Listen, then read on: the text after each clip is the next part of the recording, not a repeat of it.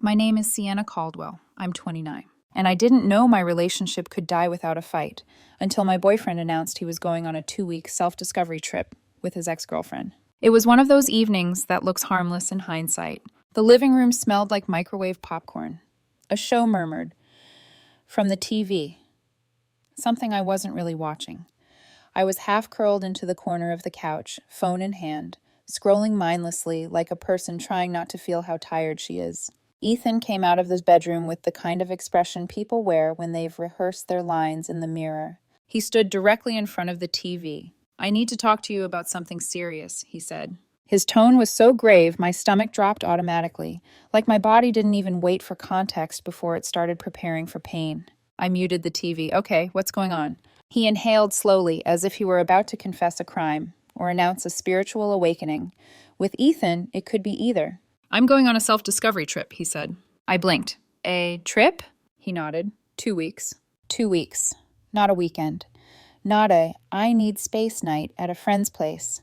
2 weeks is what people do when they want to come back different, or not come back at all. "Where?" I asked, keeping my voice level. "It's a wellness retreat." His eyes brightened in that specific way, like he enjoyed the performance of being someone who cared about growth. Mindfulness, journaling, hiking, it's supposed to reset you, like realignment.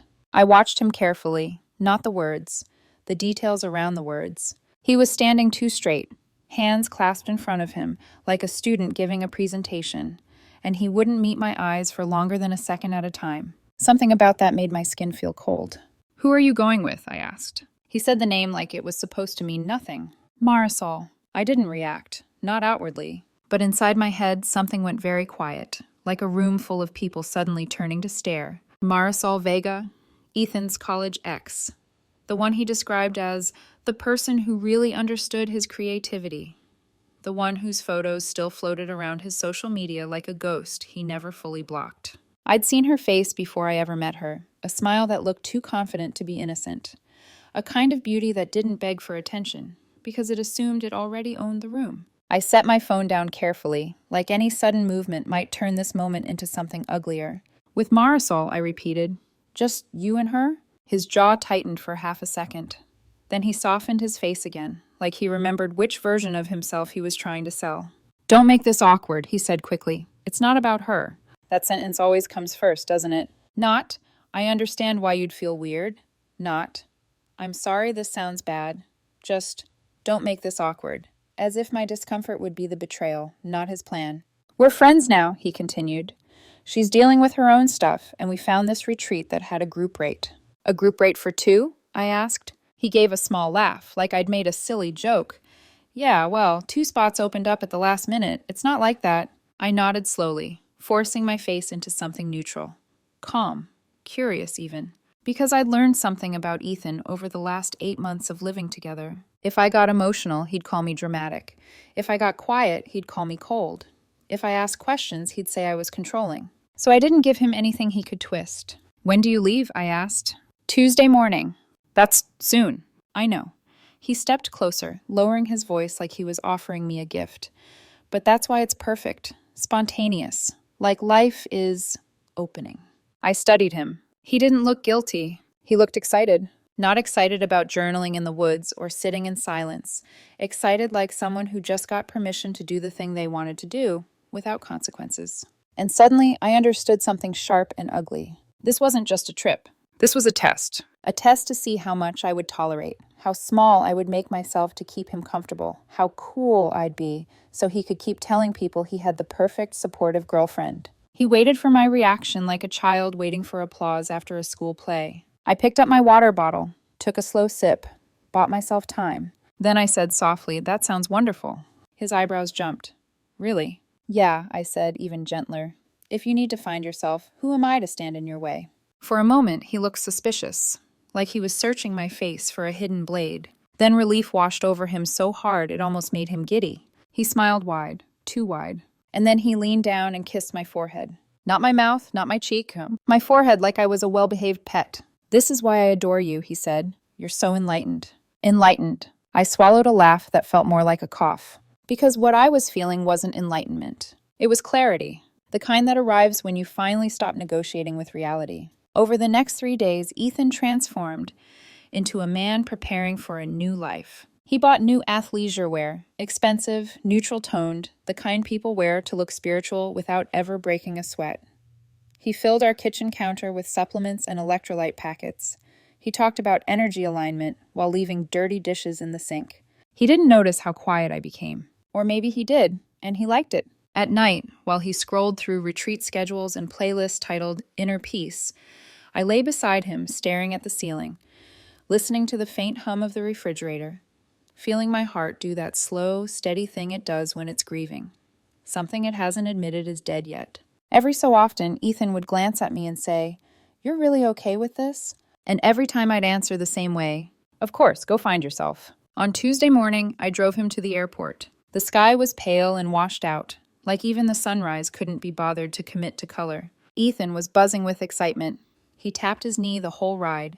He checked his phone every 2 minutes. Not once did he say, "I'm going to miss you." Not once did he ask, "Are you sure you're okay?" At the drop-off lane, he leaned in and hugged me fast, like I was an obligation, not a person.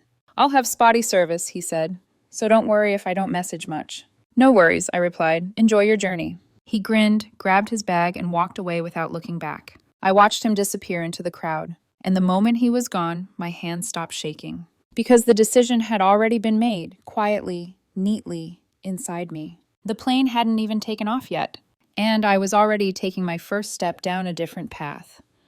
The second Ethan's plane lifted off, something in me clicked into place. Not rage, not hysteria. Just a clean, precise calm, like my body finally stopped wasting energy trying to keep a sinking ship afloat.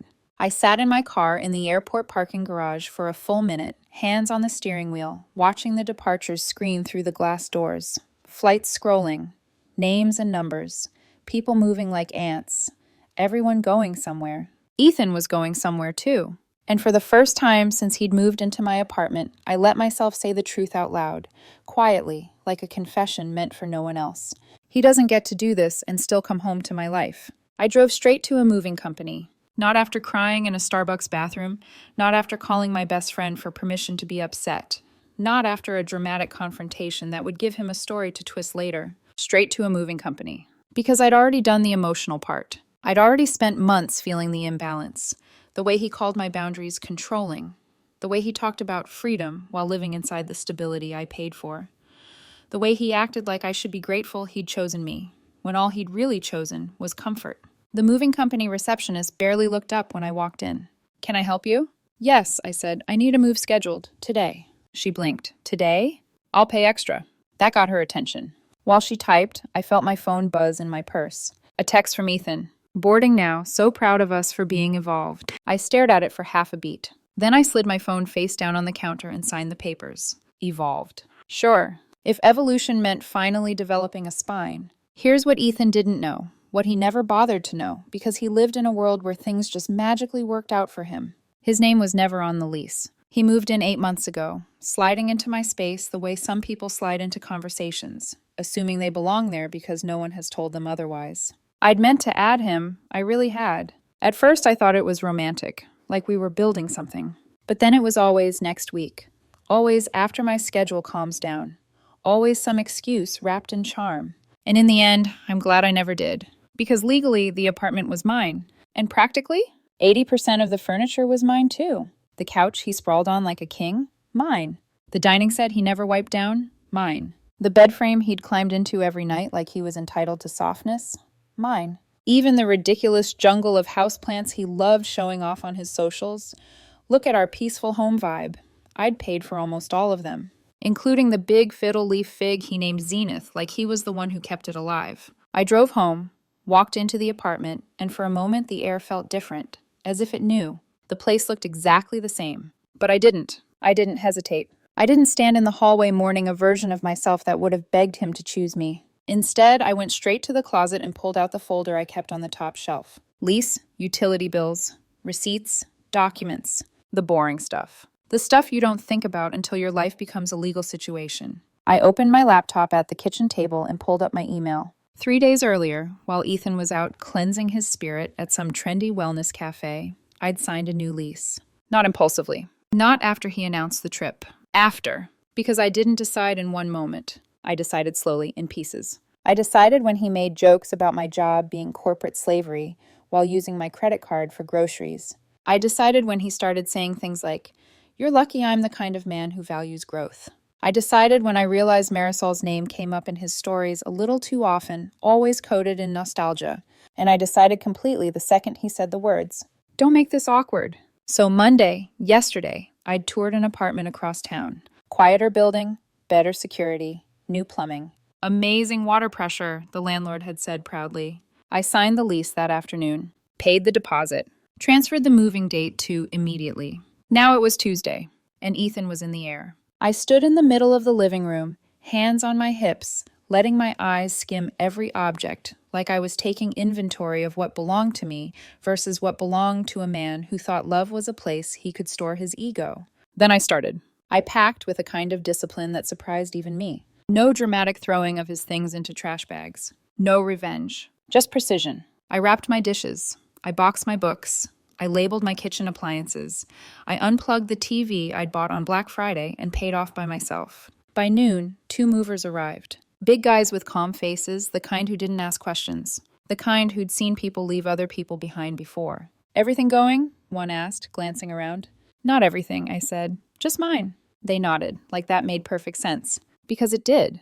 We moved for 2 days. 2 days of walking things out, down the elevator, into the truck. Each trip felt like exhaling. Each box felt like reclaiming space inside my chest. I didn't touch Ethan's belongings except to gather them. And even then, I was careful. I folded his clothes neatly, stacked his shoes by the entryway, put his toiletries in a plastic bin, and set them on the kitchen counter like evidence. I gathered his random, half-finished business notebooks, the ones filled with vague phrases like brand resonance and monetize authenticity, and placed them in a box labeled Ethan. Then I arranged everything in the living room like I was preparing a display. Not to be kind, to be unarguable. So he couldn't claim I'd stolen from him. So he couldn't twist it into a narrative of cruelty. By the time the last box left the apartment, it was dusk. I stood in the empty bedroom and listened. No TV, no scrolling, no Ethan's voice explaining why his needs were bigger than mine. Just silence. It didn't feel lonely. It felt clean. I left the utilities on. Not because he deserved comfort, but because I refused to be the villain he wanted. He could come home to lights and water. He could take showers and charge his phone and panic in a well-lit space. I wasn't cruel. I was done. The note was the last thing. I sat at the kitchen counter with a pen, staring at a blank sheet of paper like it was a stage. What do you write to someone who thinks you're an accessory? What do you say to a man who will spin anything you say into a weapon? So I didn't write a speech. I wrote a verdict. Ethan, I embarked on my own self-discovery. I realized I deserved better. Your belongings are in the living room. The lease ends in 3 weeks. Contact the landlord. He's expecting you to either sign a new lease or move out. I found myself, and that doesn't include you. Best wishes with your growth. I stared at the words after I wrote them. They didn't feel dramatic. They felt factual. I placed the note on the kitchen counter, right where he always dropped his keys, like the world was built to catch him. Then I walked out of the apartment for the last time. No tears. No shaking.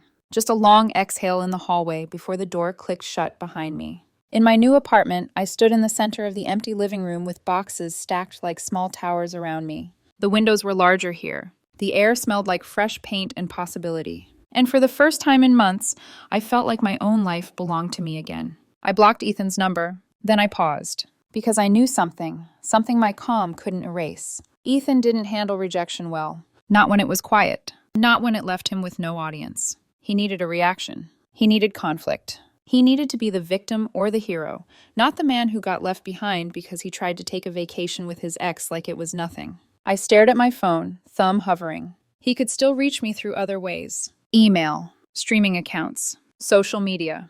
And I realized too late I'd only cut one thread. Not all of them. That night, I slept for the first time in weeks without waking up to anxiety. But the next afternoon, Wednesday, my laptop chimed. A new email notification. From Ethan. Subject line, "What is this?" My stomach didn't drop. It tightened, because I already knew. He was back. And he wasn't alone.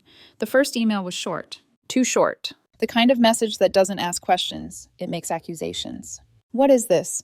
I came back early because the retreat was a disaster and you're gone. This isn't funny, Sienna. Where are you?" I read it once. Then again. Then I closed my laptop without replying. Because silence, I was learning, was the only language Ethan couldn't manipulate. 5 minutes later, another email hit. The landlord says I have to sign a new lease. I can't afford this place alone. This feels manipulative, like you're trying to control me. There it was, control.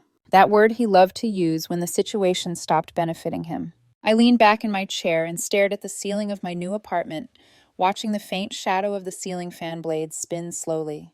The air here felt lighter, quieter. This was the part where old me would have typed a response, an explanation, a justification. But explanations only feed people who want leverage, not understanding. So I did something else. I called Noah. Noah still lived in my old building. 3rd floor.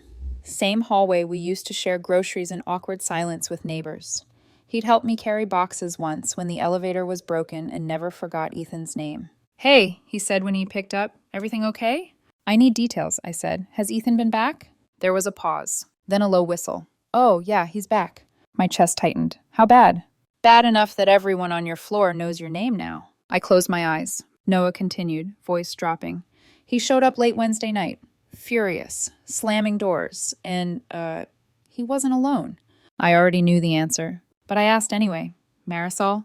"Marisol," Noah confirmed, carrying a tote bag and acting like she lived there. Of course she was. I pictured it easily. Her standing in my living room, touching my furniture, speaking in that calm, superior tone, like she was the reasonable one in the room. She kept saying things like, "We'll figure it out," Noah went on, like it was a joint problem. A joint problem. I laughed once, sharp and humorless. "That's not even the best part," Noah added. "I heard her on the phone." "With who?" "Some guy named Caleb." My fingers stilled. Caleb, Marisol's current boyfriend. The one Ethan had insisted was basically just a formality. "What was she saying?" I asked. Noah hesitated. She was crying, accusing him of spying, saying the retreat wasn't like that. Then she started yelling about social media. I could picture it now. Caleb scrolling through photos of Marisol and Ethan under starry skies, captions dripping with growth and alignment. "So he didn't know?" I said. "Nope," Noah replied. Sounded like he found out the same way everyone else did. Social media never lies. It just exposes. "And Ethan?" I asked. "Oh, he was pacing, talking about how you abandoned him, how you stole the apartment." I pressed my lips together. Stole. Interesting choice of words for something that legally and financially belonged to me. "Anything else?" I asked. Noah lowered his voice. "Yeah, your ex is spinning. And Marisol? She's not calm like she pretends online. She's panicking."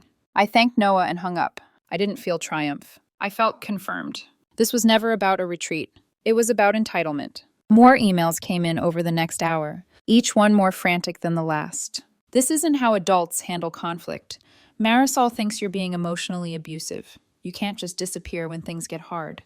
"Ah," Marisol thinks. I imagined her perched on my couch, diagnosing me like she was an expert on my inner life. I didn't respond. Instead, my phone lit up with an incoming call. Unknown number. I let it ring. Then it rang again, and again. Finally, a voicemail. It was Karen, Ethan's mother. Her voice hit my ears like a familiar, unwelcome perfume. "How could you do this to my son?" she snapped, skipping hello entirely. "He's devastated.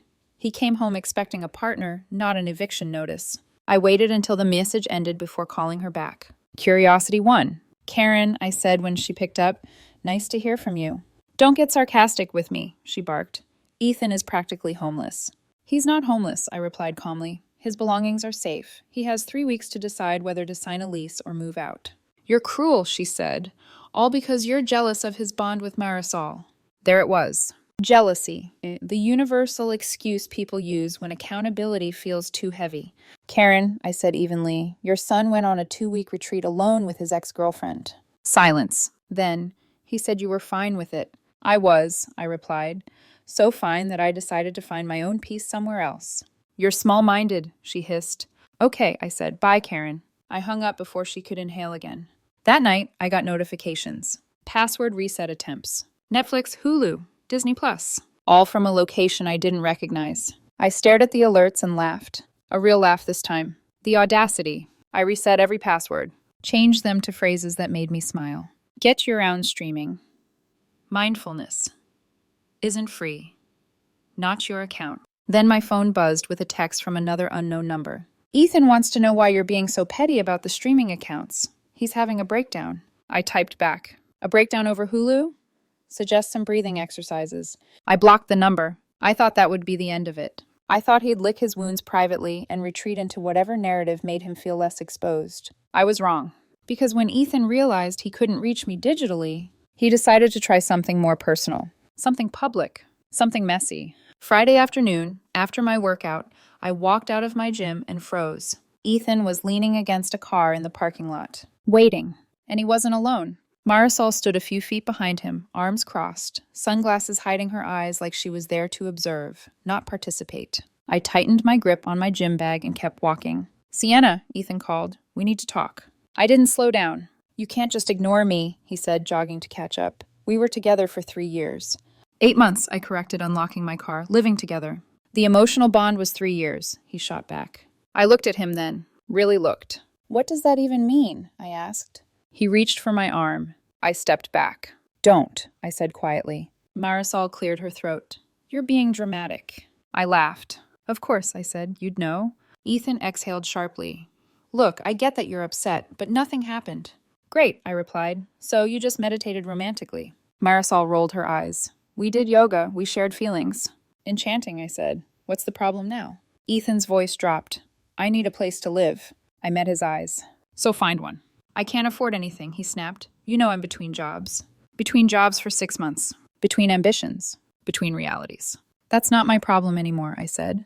Marisol stepped forward. If you ever cared about him, you'd help. I did care, I replied. Then he went on a retreat with you. She scoffed. You're just intimidated by our bond. I smiled. Your bond lasted 5 days, I said gently. That's not destiny. That's a short vacation. Ethan's face flushed. You don't get it.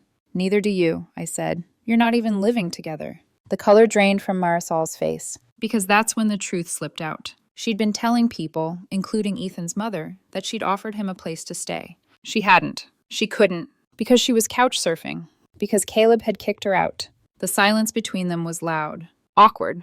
Exposing. I opened my car door. As I drove away, I watched them in my rearview mirror. 2 people who'd mistaken chaos for connection, now stranded together with nothing but their lies. And for the first time, I felt something close to relief. But I should have known better. Because Ethan wasn't done escalating. Not by a long shot. By Saturday morning, he knew where I lived. Saturday morning started quietly.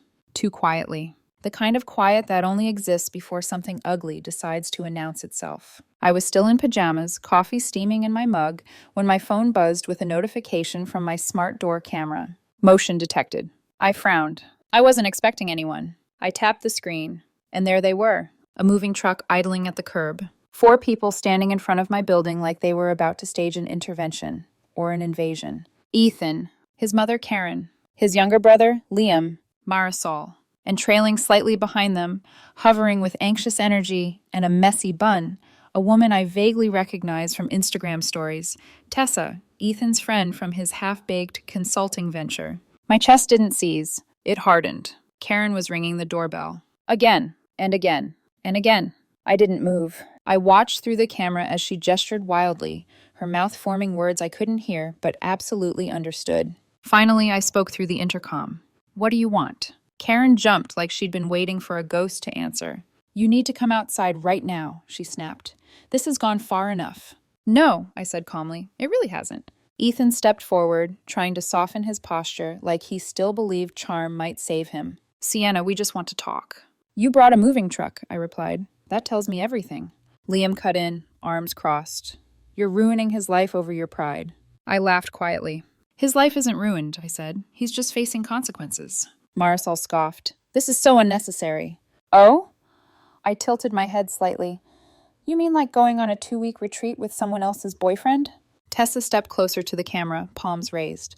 Let's not attack each other. Vibrationally speaking, this is really low energy. I smiled. You know what's low energy, I said, showing up uninvited to my home with a crowd. Ethan's face tightened. You can't just shut me out like this. I can, I replied, and I am. Karen leaned toward the camera, eyes blazing. You need to step up and take responsibility. I already did, I said. I moved out.